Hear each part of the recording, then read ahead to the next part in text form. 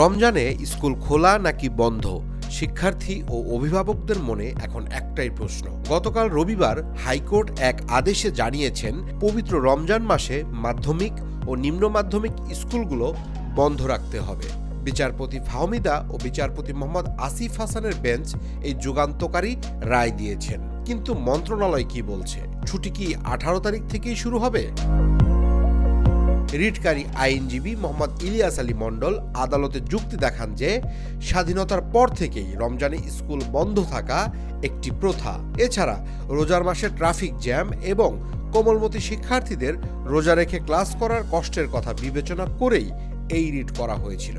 আদালত সেই যুক্তি গ্রহণ করে স্কুল বন্ধের নির্দেশ দিয়েছেন।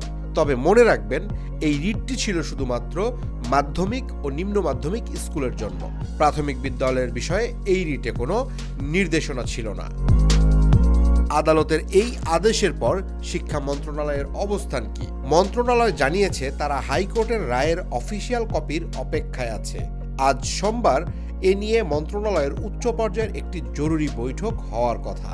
মন্ত্রণালয় কি এই রায়ের বিরুদ্ধে আপিল করবে নাকি মেনে নিয়ে ছুটির নোটিশ জারি করবে, সেটাই এখন দেখার বিষয়। তবে সূত্র বলছে, আপিল না করলে 2-1 দিনের মধ্যেই মাওসি থেকে স্কুল বন্ধের আনুষ্ঠানিক ঘোষণা আসতে পারে। অন্যদিকে মাদ্রাসাগুলোর ছুটি 15 ফেব্রুয়ারি থেকে শুরু হয়ে গেছে এবং কলেজগুলো পুরো রমজান মাস বন্ধ থাকবে। কিন্তু সরকারি প্রাথমিক বিদ্যালয় 21 রমজান পর্যন্ত খোলা রাখার আগের সিদ্ধান্তই এখনো বহাল আছে, কারণ হাইকোর্টের এই আদেশ প্রাথমিকের ওপর বর্তায় না। তবে হাই স্কুল বন্ধ হলে প্রাথমিকের ক্ষুদে শিক্ষার্থীদের জন্যও ছুটির দাবি উঠতে পারে। রমজান মাসে স্কুল বন্ধ রাখার এই সিদ্ধান্তকে আপনি কিভাবে দেখছেন? আর প্রাথমিক বিদ্যালয় কি বন্ধ রাখা উচিত? আপনার মতামত কমেন্ট করে জানান।